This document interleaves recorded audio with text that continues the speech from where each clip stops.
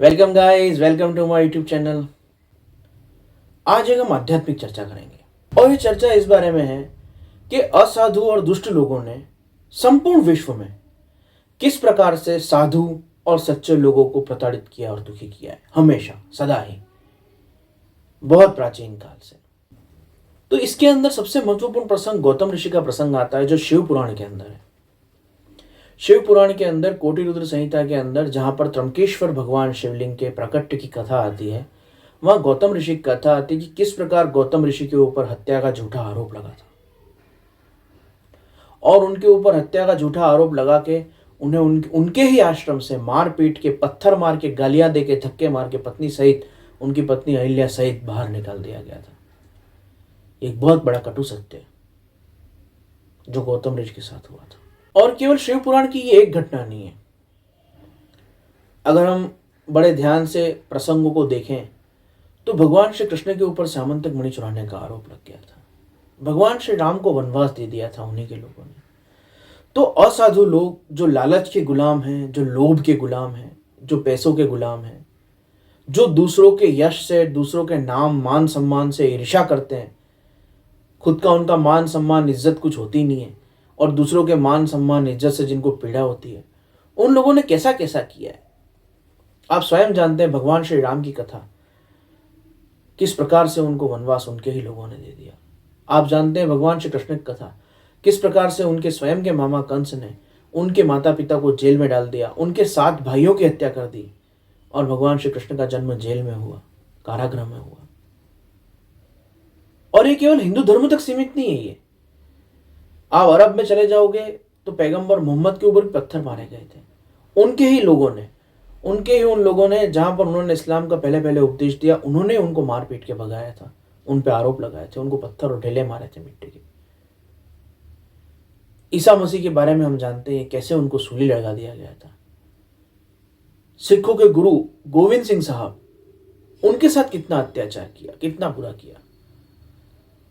उनके 4 साहबजादे को शहीद कर दिया, वीर गति कर दिया, उनके प्राण छीन लिए, उनको जेल में डाल दिया। उनके पिता गुरु अर्जुन देव जी, उनके साथ भी कितना अत्याचार हुआ। किन गुरु साहबों के साथ कितना कितना अत्याचार हुआ।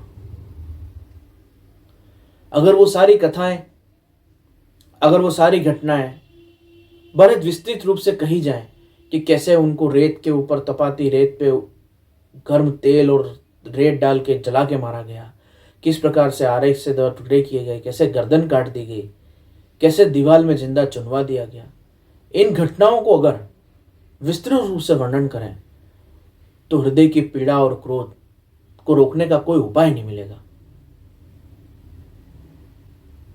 यह बात केवल शिव पुराण के अंदर त्र्यंबकेश्वर के प्रागट्य में गौतम ऋषि के साथ हुई है ऐसा नहीं। संपूर्ण विश्व के सभी क्षेत्रों में सीधे, सच्चे और साधु लोगों के साथ दुष्ट, बुरे, लोभी, लालची, कामी और क्रोधी लोगों ने बड़ा अत्याचार किया है, बड़ी पीड़ाएं दी हैं। अवतारों तक को नहीं छोड़ा इन्होंने, पीरों पैगंबरों तक को नहीं छोड़ा है लोगों ने। यह संसार का स्वभाव है।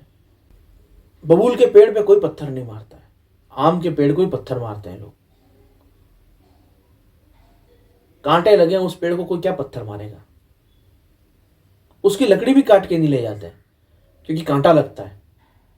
और फलदायक पेड़ के फल तो ले ही लेते हैं, उसकी लकड़ियां भी ले जाते हैं तोड़ के, काट के।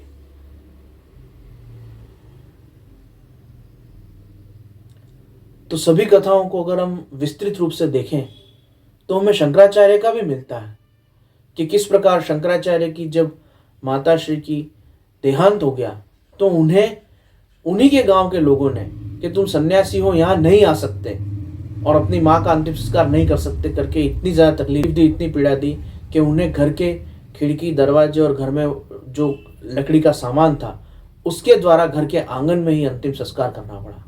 शंकराचार्य, जिन्हें हम आदि शंकर कहते हैं, जैन धर्म के तीर्थंकर भगवान महावीर, जब वो ध्यान में थे तो एक बहेलिये ने, एक गौ चराने वाले ने उनके कान में कीलियां ठोक दी क्योंकि वो ध्यान के अंदर गहरे थे, उसकी बात का जवाब न दे सके तो उसने कान में खिली ठोक दी उनके। विश्व के किसी भी धर्म को देख लो, उनके महापुरुष जो हुए, उनके जो महान लोग हुए, उनके साथ बड़ा अत्याचार अपमान हुआ है। और धर्म को ना देखो तो अपने आसपास और साधारण भी आप देखोगे तो जो जो महान लोग हुए, जिन्होंने मनुष्यता का, प्रकृति का कुछ भला किया है, जिन्होंने संपूर्ण सृष्टि के हित में कोई कार्य किया है, उनके साथ लोभी, लालची, कामी, क्रोधी मनुष्यों ने, जो संसार आसक्त हैं, जिनको बस अपने सुख की पड़ी है, ऐसे लोगों ने अपनी लालच में, अपने लोभ में, ईर्ष्या मात्र में बड़ी पीड़ाएं दी हैं। गौतम ऋषि की कथा भी कुछ ऐसी ही कथा है।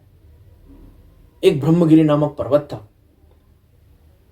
उस ब्रह्मगिरी पर्वत पर अकाल पड़ा, उस आसपास के क्षेत्र में। तो गौतम ऋषि ने वहां पर गड्ढा बनाया बड़ा और उसे जल से भरा और उन्होंने वरुण देव की आराधना की। वरुण देवता की आराधना, उपासना से उन्होंने शक्ति प्राप्त की कि उस गड्ढे के अंदर जल अक्षय रहे, कभी नष्ट, कभी कम ना हो। और उस अकाल ग्रसित क्षेत्र में उन्होंने उस जल के द्वारा धीरे धीरे जौ, धान्य, फल फूल के वृक्ष आदि लगाने शुरू किए और वो क्षेत्र पूरी तरह से समृद्ध हुआ, हरित हुआ और फलदार हो गया, पूरी तरह से हरितिमा से आच्छादित हो गया।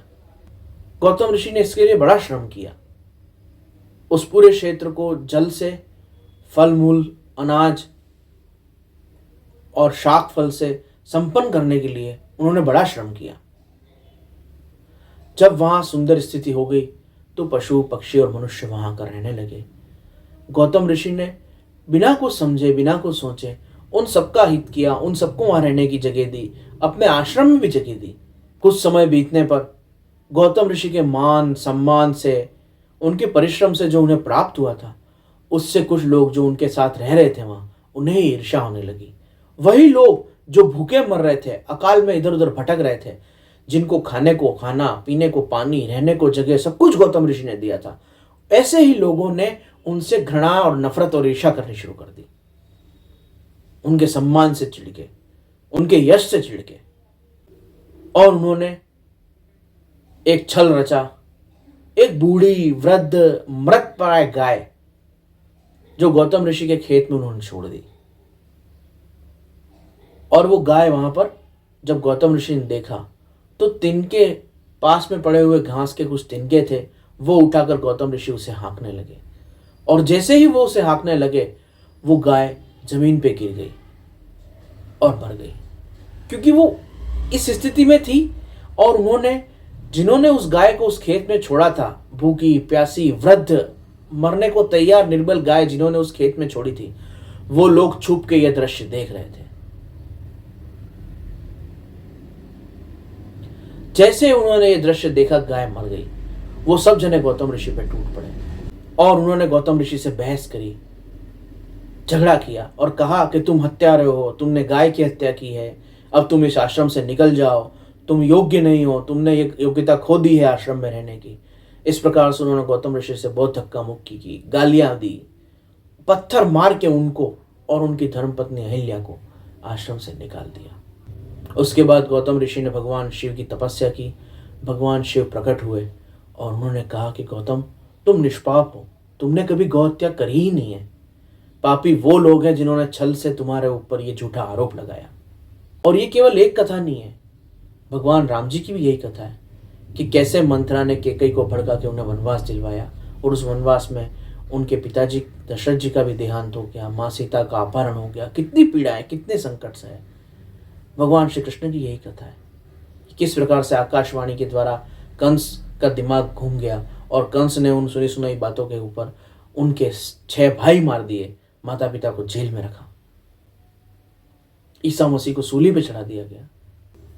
भगवान महावीर के साथ गौशालक नाम से एक रहता था श्रावक, और वो श्रावक उनके साथ रहते हुए सब मान सम्मान और सुख प्राप्त कर रहा था, परंतु उसने उन्हीं के विरुद्ध षड्यंत्र रचा, उन्हीं के ऊपर झूठे आरोप लगाए और भगवान महावीर स्वामी को कितना निंदित किया। गौतम बुद्ध के ऊपर भी ऐसे ही हत्या के आरोप लगे, जब उनके आश्रम में ही एक स्त्री की हत्या करके उसको दबा दिया गया था, और वो भी उन्हीं के पास के लोगों ने, जिस नगर में वो ठहरे थे, उन्हीं लोगों ने किया था।